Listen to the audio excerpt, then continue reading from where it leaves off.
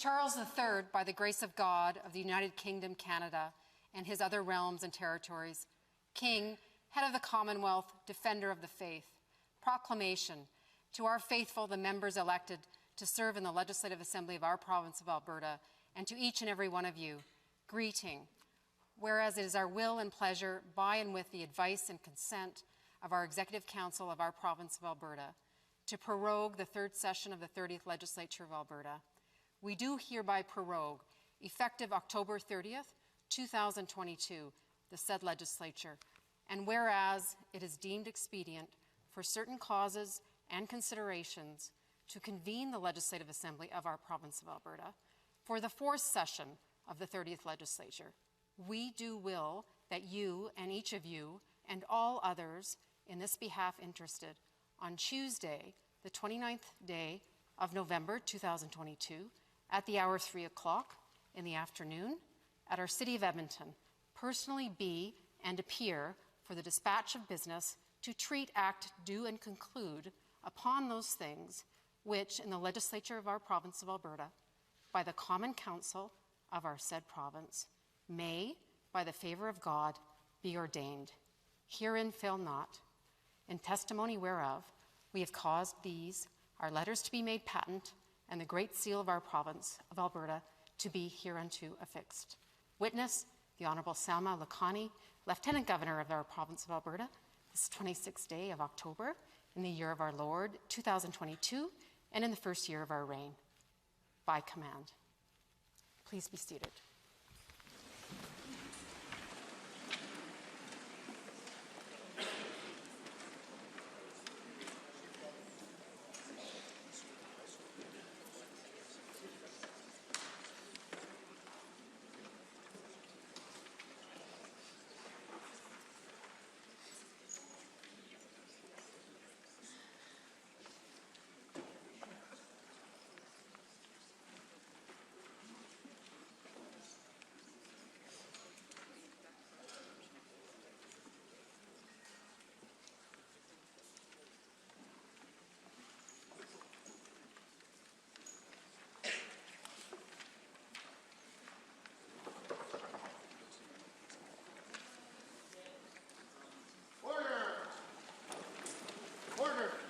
Mr. Speaker.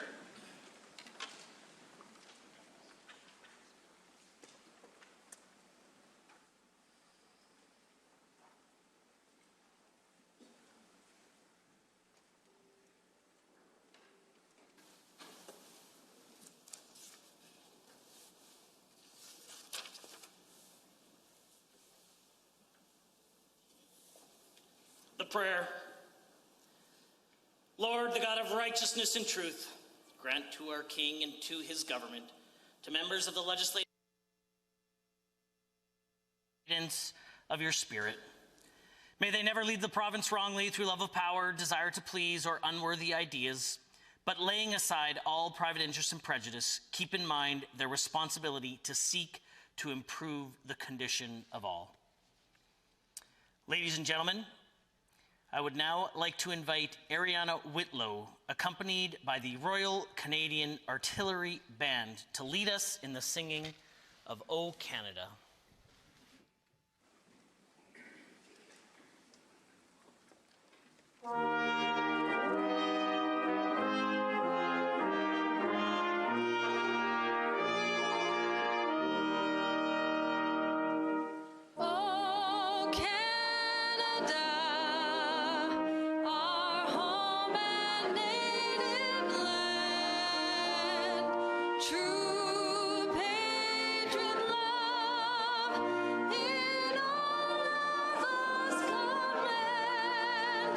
With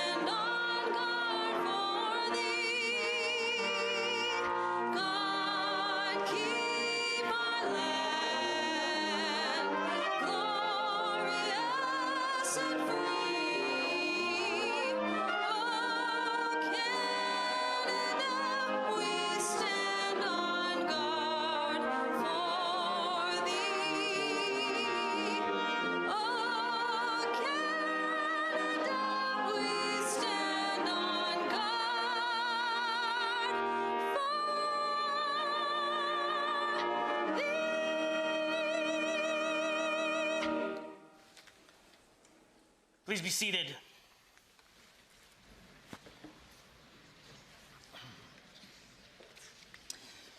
I would now like to invite the Honorable the Government House Leader to proceed to the main chamber doors.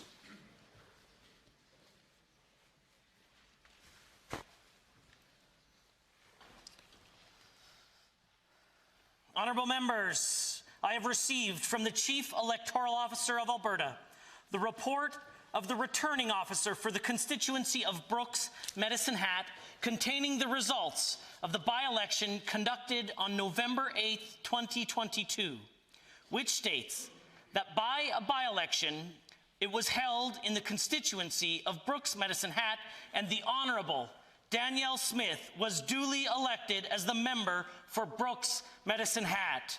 Would she please come forward?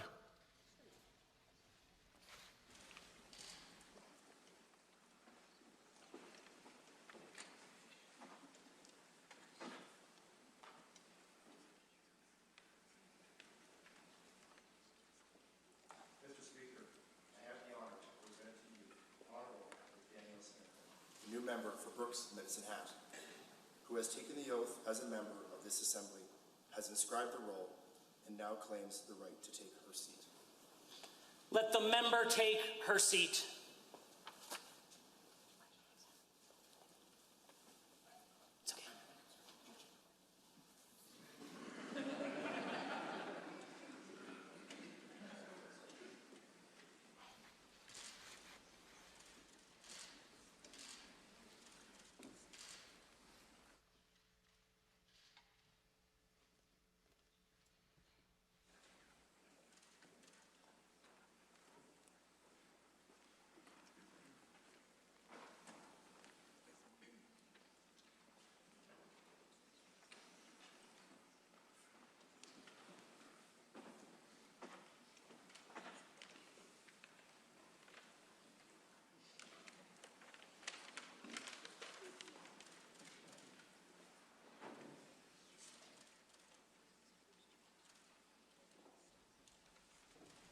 Honorable members, while we await the arrival of Her Honor, the RCA Band will now play a brief musical interlude.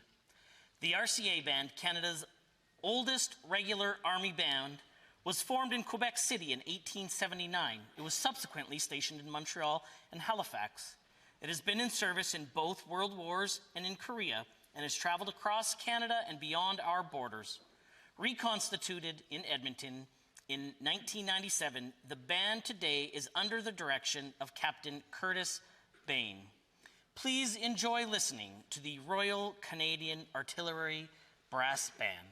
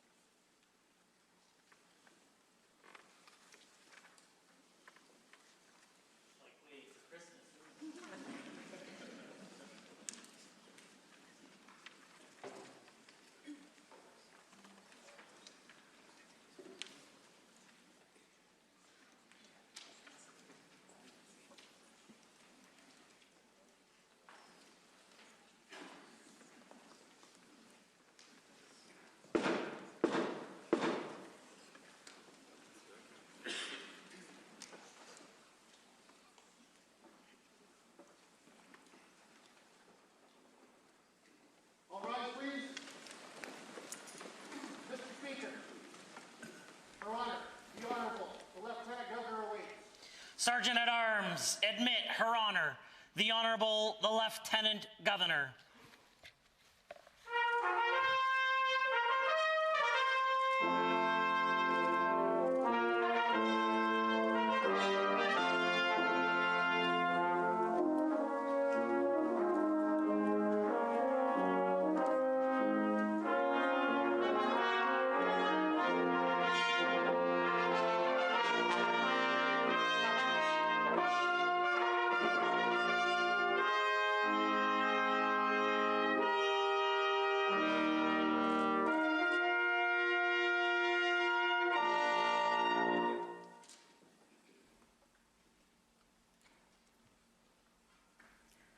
Please be seated.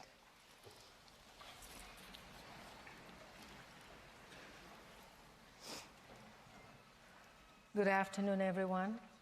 Before I deliver the speech from the throne, I would like to thank all elected officials, members of the Assembly, for serving our province.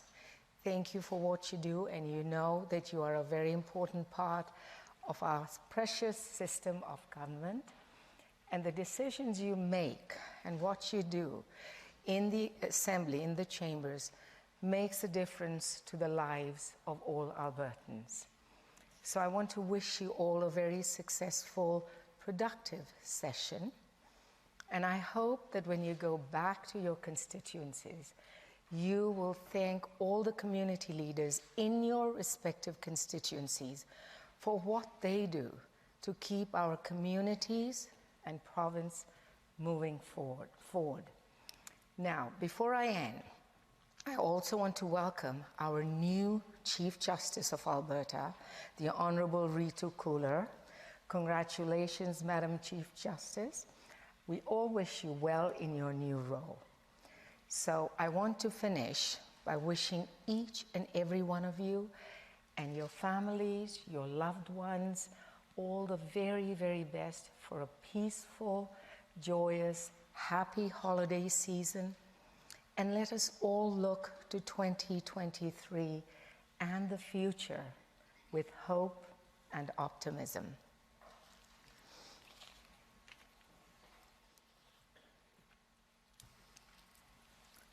Thank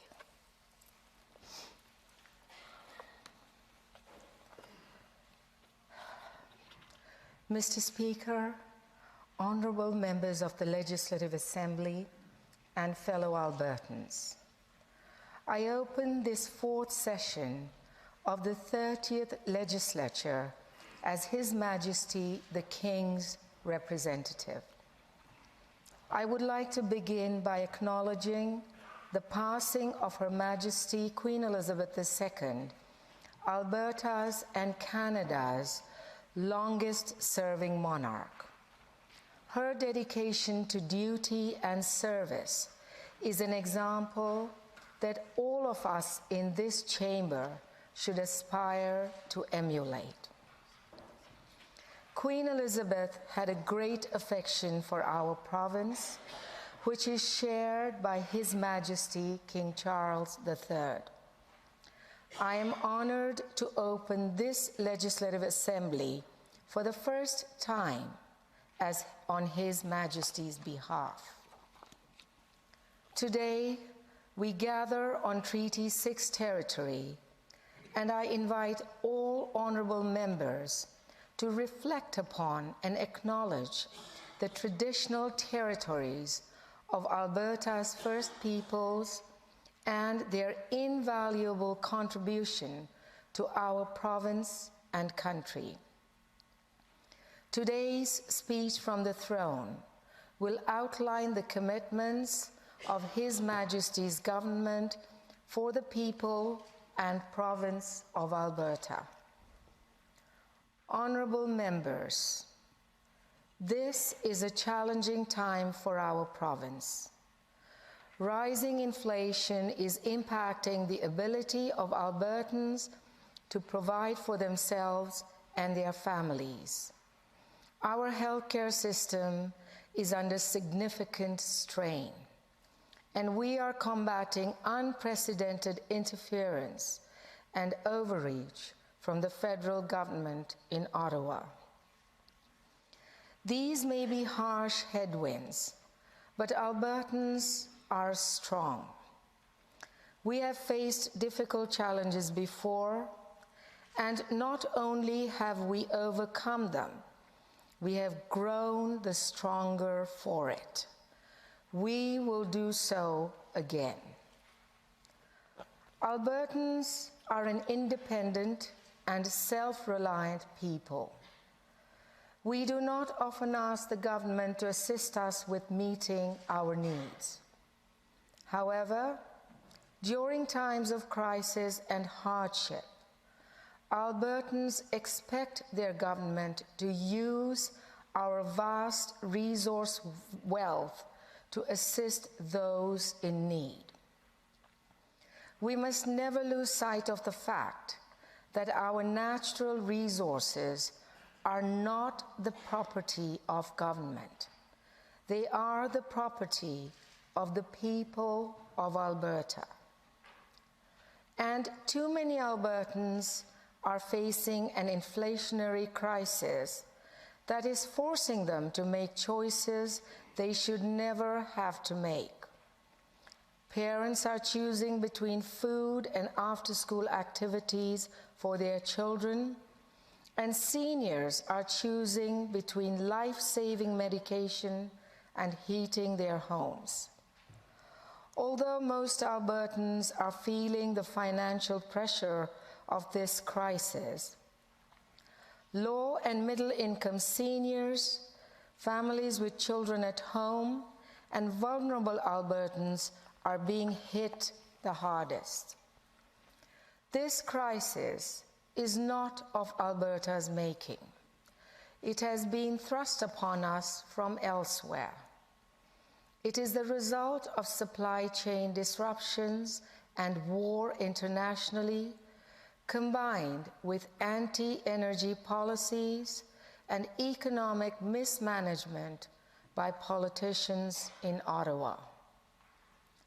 But whatever the cause, this government has a responsibility to take immediate action to help make life more affordable for all Albertans.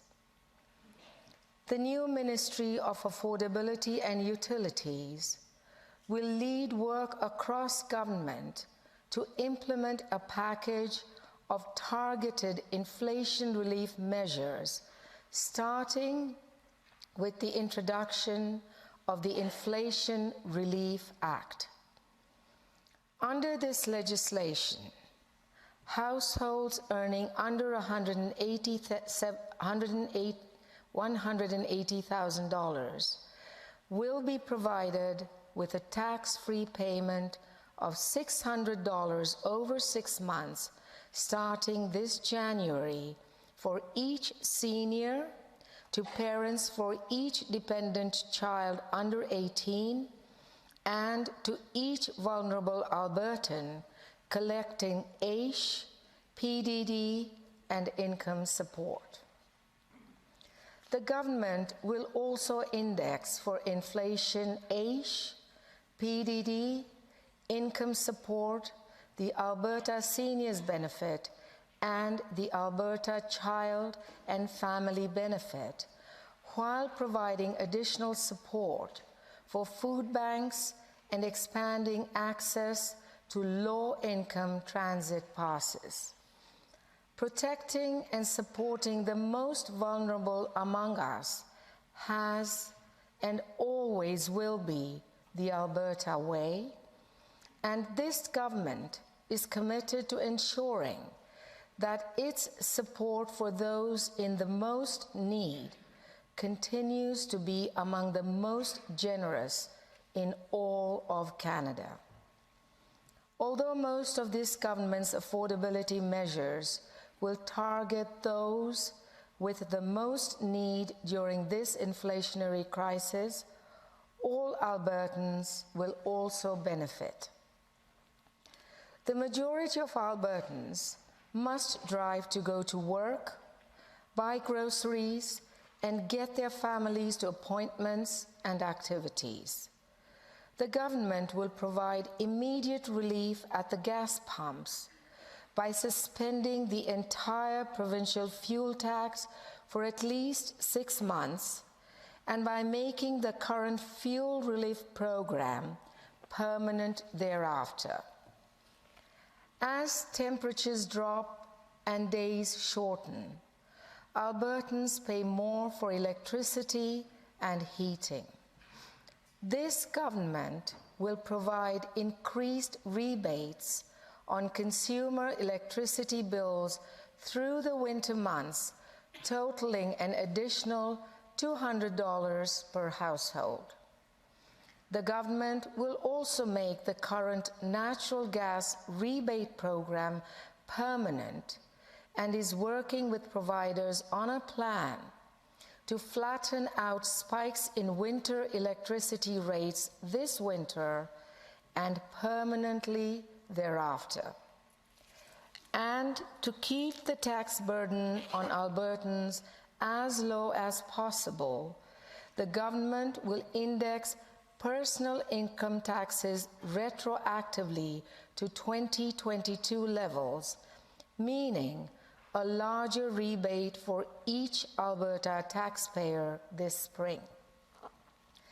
Together, these measures will save Alberta families and businesses more than $2.4 billion over the next 18 months.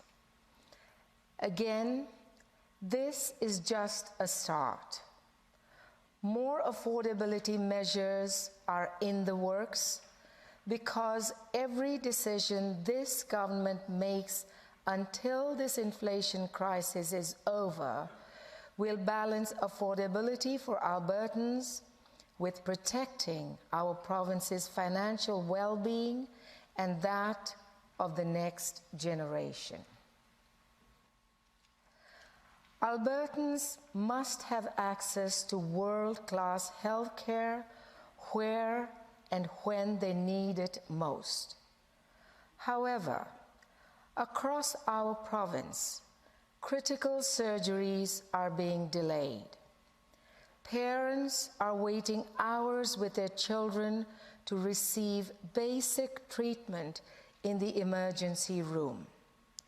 Ambulances are taking far too long to arrive when needed. The government must take action. More words and platitudes will not shorten wait times or free up hospital beds. Thankfully, our doctors, nurses, paramedics, and all frontline healthcare professionals are the best in the world and are heroes in our midst. And they are literally the key to fixing healthcare. We need many more of these great Albertans on the front lines caring for patients. To our frontline professionals, we thank you. We know you are tired, yet you soldier on to serve and love and care for all of us. We love and salute you. On behalf of all Albertans, thank you from the bottom of our hearts. This government is here for our healthcare workers. That is why it is committed to supporting our public healthcare system and ensuring resources are directed where they are needed most, to emergency and operating rooms rather than to boardrooms and consulting companies. Although fixing our healthcare challenges will take time, we will see progress on these issues immediately. The government's Health Minister, Jason Copping, along with AHS Official Administrator, Dr. John Cowell, have initiated the Health Reform Action Plan. The plan includes instructions to Alberta Health Services to maximize the use of all surgical facilities across the province while using chartered facilities to deliver more needed surgeries more quickly for more Albertans. The government's healthcare reform action plan also includes reforms to decrease ambulance response times significantly by shortening patient transfer times at emergencies, using specialized non-emergency vehicles for inter-facility transfers, and empowering our paramedics to provide on-site evaluation and treatment where medically appropriate. The government will also bring additional health professionals into our emergency rooms to assist with treatment and triage so that those who need a simple prescription or alternative care get the assistance they need without taking a hospital bed away from those who truly need one. And critically, the government will continue to lead with our world-renowned treatment-first approach for Albertans with mental health and addictions challenges, while expanding mental health supports for youth and children. The government understands that investing significantly in mental health saves thousands of lives and improves the lives of hundreds of thousands more in our province. It is time to double down on our success on this issue, and the government will do so. The Alberta government also remains focused on its steadfast commitment to job creation and economic diversification. To achieve Alberta's full potential, the government will champion innovation while reducing the barriers of entry to entrepreneurs and innovators who want to invest in new ideas and industries in our province. We know Alberta's greatest asset is its people. This government is committed to nurturing the best education and training programs in the world. Training the next generation will meet the needs of both traditional and emerging industries to attract the best and brightest from across the nation and around the world to our province. The government must also support the economic sectors that have brought so much continued wealth and prosperity to our great province. Alberta's foundational industries of agriculture and energy produce what the world needs most: food and clean, dependable energy. As Albertans, we will never be ashamed of feeding and powering the world. In fact, now more than ever, the world needs more Alberta energy and agriculture, and this government is going to make sure that is exactly what happens. This government will work to reduce inter-provincial trade barriers, work towards new customs pre-clearance for agricultural exports, and expand and improve Alberta's irrigation network. It will maintain and greatly expand exportation of our natural resources to world markets, and it will contribute to lowering emissions by investing in Alberta-based environmental technology like carbon capture and hydrogen, while replacing the world's reliance on coal and wood with clean and ethical Alberta LNG. Humankind has not solved its challenges by cutting economic growth and making people more poor. That is a recipe for environmental disaster and poverty. We overcome our greatest challenges through innovation, technology, wealth creation, and economic growth. And that is exactly how Alberta intends to take on the challenge of lowering our provinces and the world's emissions. It is time for our federal government to get on board with that plan, and rather than landlocking our province's energy and technology, work with us to take our clean energy and technology to all the world.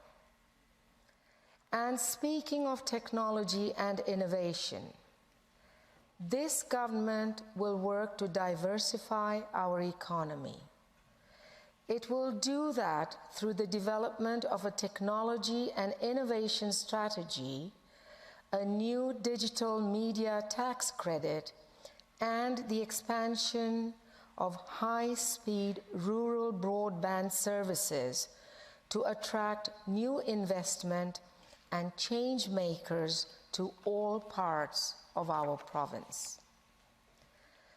This also means continuing to lead the way when it comes to harnessing the power of our natural resources, such as hydrogen, helium, liquefied natural gas, and geothermal energy when exploring new economic corridors.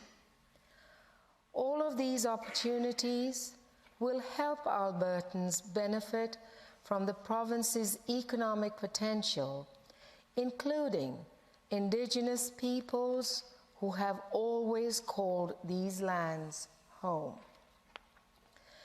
As a part of needed economic reconciliation, this government will strengthen its partnership with Indigenous peoples by listening, learning, and ensuring that Indigenous peoples are not only participants in our economic growth, but partners and owners of the developments they choose to permit on their treaty lands.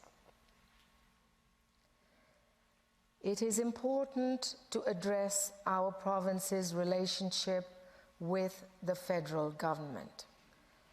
As Albertans, we have individual and provincial rights enshrined in Canada's Constitution and Charter of Rights and Freedoms. These rights underpin the very foundation of our nation and who we are as Canadians and Albertans.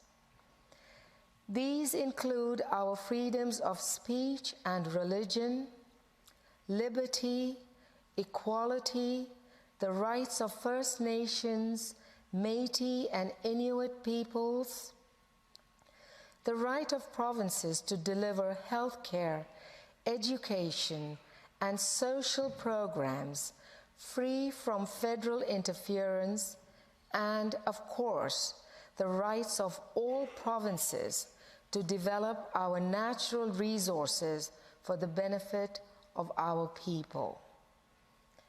These personal and provincial rights are not something the federal government can simply supersede when it chooses.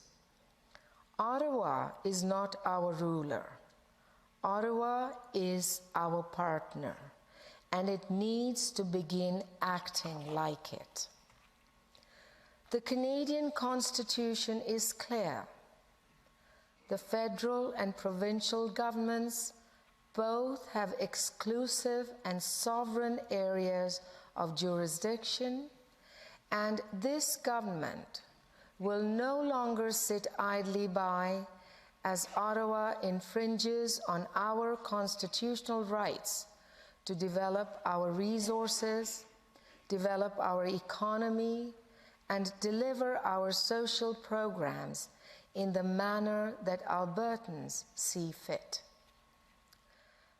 That is why the first piece of legislation this government under our new Premier will introduce will be the Alberta Sovereignty Within a United Canada Act.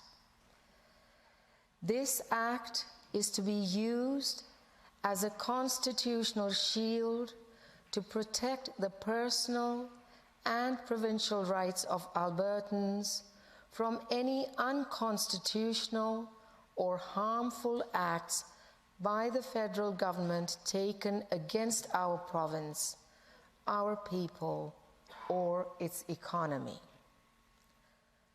Whether it be Ottawa restricting the use of fertilizer by our farmers, or attempting to prevent us from developing the very energy resources that power our provincial and national economies, whether it be persecuting owners of legal firearms, inappropriately invoking emergency powers, or intentionally interfering in the delivery of provincial health care, education, or childcare, the government will not enforce any unconstitutional federal measure or policy within the boundaries of Alberta going forward.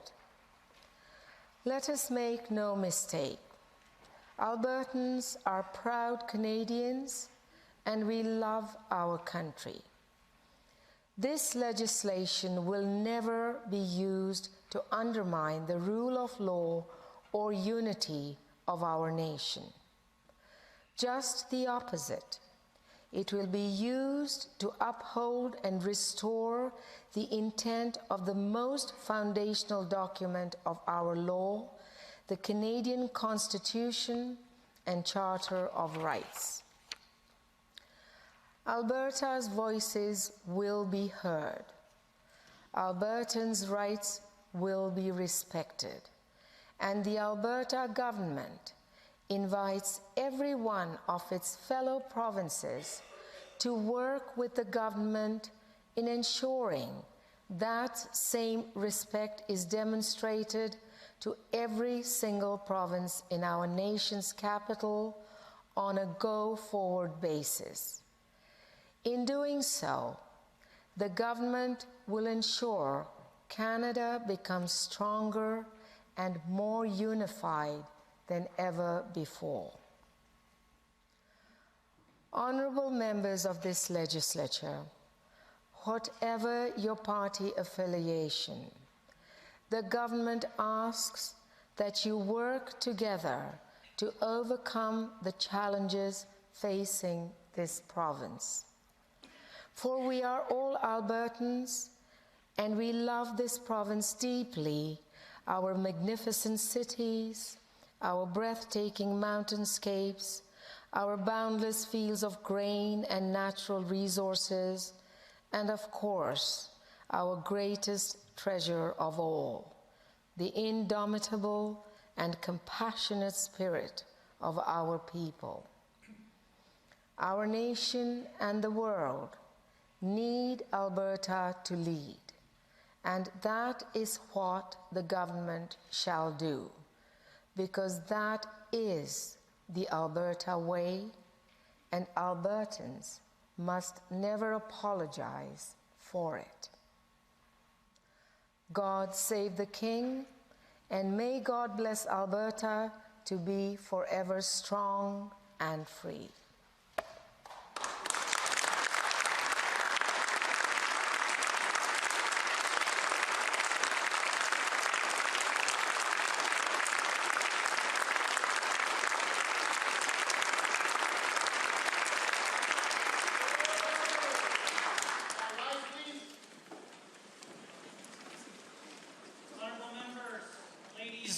Gentlemen, I would now like to invite Ariana Whitlow, accompanied by the RCA Band, to lead us in the singing of God Save the Queen.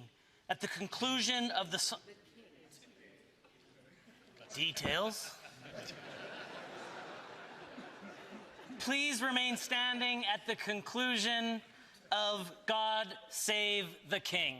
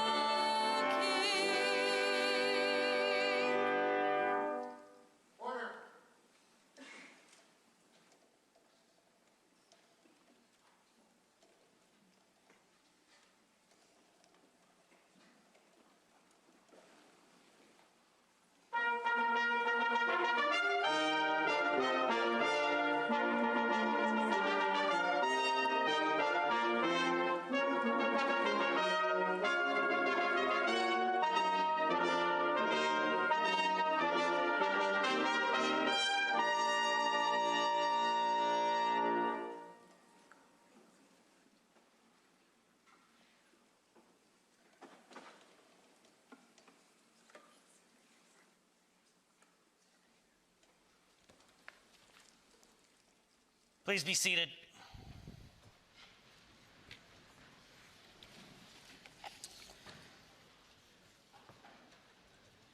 Honorable members, I'd like to provide some brief remarks about two very important anniversaries in the history of the Legislative Assembly of Alberta. This year marks the 50th anniversary of both the television broadcast of the Assembly proceedings as well as Alberta Hansard. On March 2nd, 1972, something special happened here at the Assembly. It was opening day of the 17th legislature, and it was the first time that the Assembly proceedings were broadcast live on television. I can only imagine the anticipation of Albertans from corner to corner. In the throne speech that day, the government announced, as part of their open government program, the regular proceedings of the Assembly would be televised. A week later, on March 9th, the Assembly adopted a resolution supported by all parties, note to members, to allow for the broadcast of proceedings by various media, including television. After preparations were made, by March 15, 1972, regular broadcasts of the Assembly proceedings began. In those early days, only Friday question period, yes, you heard that right, Friday question period was broadcast, and a summary of the prior week's proceedings on the following Sunday was televised. By 1978, however, CTV broadcast gavel-to-gavel coverage of the proceedings.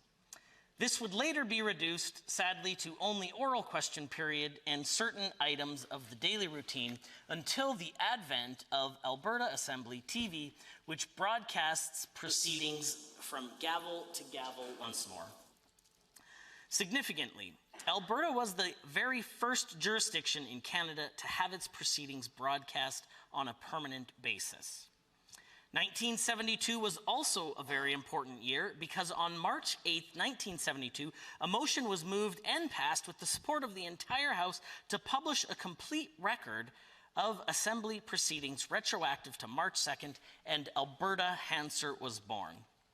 By 1974, Hansard staff produced the Hansard Blues, which were the unofficial transcript of the Assembly that are made available to all of us. Since 1972, Alberta Hansard has been relied upon extensively by members, staff, Assembly officials, media, and members of the Alberta public to know and to follow the Assembly debates, to understand and fully appreciate what their elected officials are saying in the Assembly. 1972 also marked a very important date in my parents' lives who join us today in the Assembly, as it was also their 50th anniversary just last week. Welcome to the Assembly.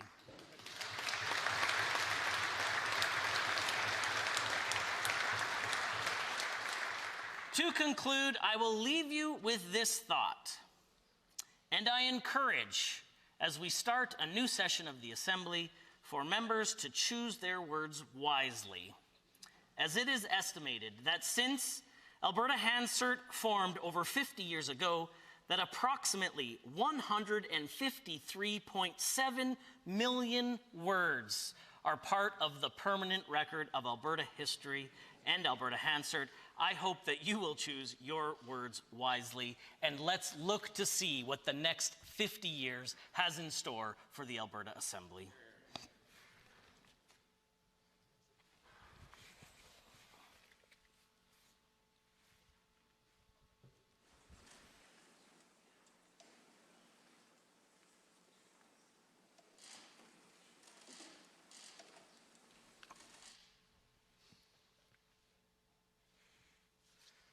Honourable members, I have the honour to table a copy of the speech graciously given by Her Honour, the Honourable the Lieutenant Governor. The Honourable the Premier has the call.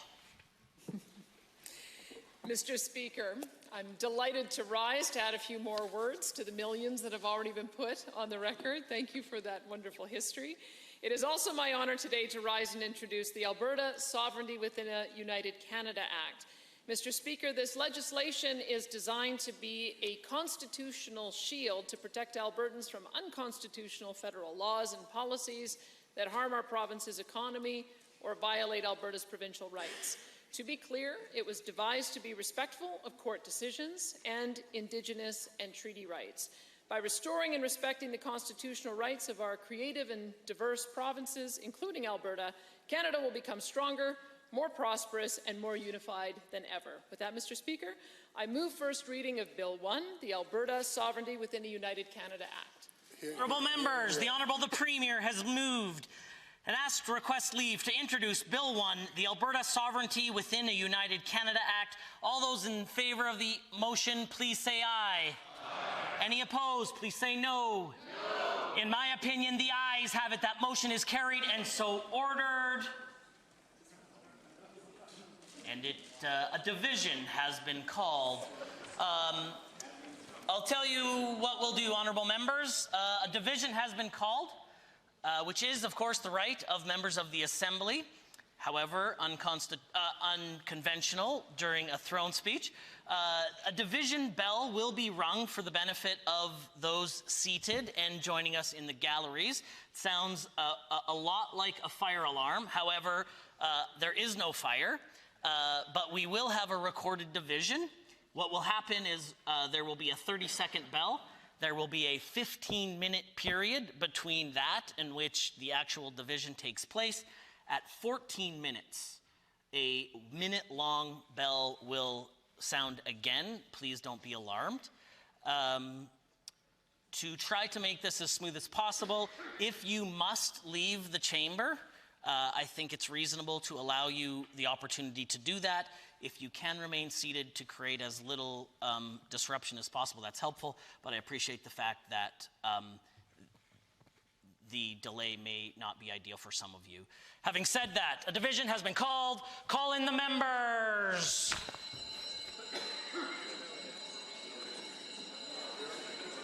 First reading.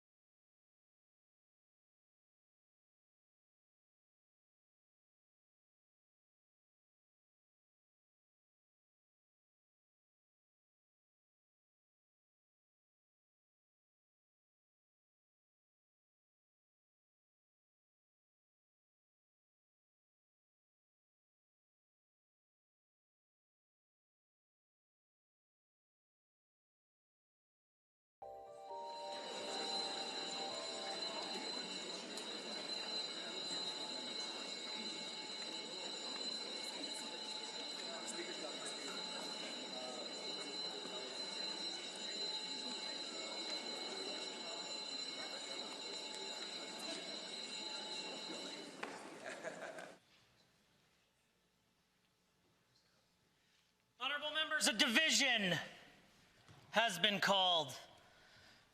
On a request to introduce Bill 1 at first reading, the Alberta Sovereignty Within a United Canada Act, all those in favor of the motion, please rise. Honourable Ms. Smith. Honourable Mr. Shandro. Honourable Mr. Copping. Honourable Mr. Lowen. Honourable Mrs. Savage. Honourable Mr. Guthrie. Honourable Mr. Dreeshen. Honourable Mr. Newdorf. Honourable Mr. Scow. Honourable Mr. Madu. Honourable Mr. Taves. Honourable Minister LaGrange. Honourable Mr. Glubish. Honourable Mrs. Sawney. Honourable Mr. Ellis. Honourable Mr. Jean. Honourable Mr. Wilson. Honourable Ms. Armstrong-Homenuck. Honourable Mr. McIver. Honourable Mr. Milliken. Honourable Mr. Nally. Honourable Mr. Jeremy Nixon. Honourable Mr. Luan. Honourable Ms. Schultz. Honourable Mr. Jones. Honourable Mr. Rutherford. Mr. Williams. Mr. Hanson. Honourable Mr. Amory. Honourable Mr. Nicolaides. Honourable Mr. Horner. Mr. Tour. Mr. Yao. Mr. Gottfried. Honourable Ms. Isaac. Honourable Ms. Furr. Honourable Ms. Pon. Mr. Stephan. Honourable Mr. Hunter. Mr. Singh. Ms. Lovely. Honourable Mrs. Allard. Mr. Getson. Ms. Rosen. Mr. Sigurdsson. Honourable Mr. Yassine. Mr. Van Dyken. Mrs. Pitt. Mr. Reid. Honourable Mr. Orr. Mr. Walker. Mr. Long. Mr. Turton. Mr. Smith. Mr. Barnes. All those opposed to first reading, please rise. Mr. Shepherd. Ms. Sweet. Honourable Member Phillips. Honourable Ms. Gray. Honourable Member Hoffman. Honourable Member Ceci. Honourable Mr. Sabir. Ms. Goring. Ms. Renault. Ms. Pancholi. Member Irwin. Honourable Mr. Egan. Honourable Ms. Ganley. Honourable Ms. Sigurdsson. Member Loyola. Member Carson. Mr. Dack. Honourable Mr. Schmidt. Mr. Diol. Honourable Mr. Billis. Mr. Nielsen. Honourable Mr. Fian.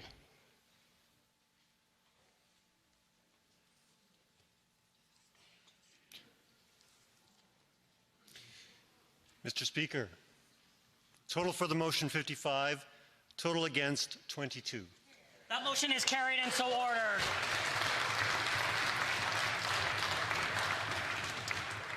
The Honourable Premier has the call. Thank you, Mr. Speaker. I move that the speech of Her Honour, the Honourable the Lieutenant Governor, to this Assembly be taken into consideration Wednesday, November 30th, 2022. Motion as proposed by the Honourable Premier. All those in favour, please say aye. Aye. Any opposed, please say no. In my opinion, the ayes have it. That motion is carried and so ordered. Members and invited guests, I would like to remind all of you that you are invited to attend a reception that is currently half being held in the Legislative Rotunda immediately following the closing ceremonies. I hope that you'll enjoy us for some light reception, for some light refreshments. The Government House Leader. Thank you, Mr. Speaker. I move that the Assembly stand adjourned until Wednesday, November 30th at 1:30 p.m. Having heard the motion as proposed by the Honourable Government House Leader, all those in favour, please say aye. Aye. Any opposed, please say no. In my opinion, the ayes have it, and the House stands adjourned. Order.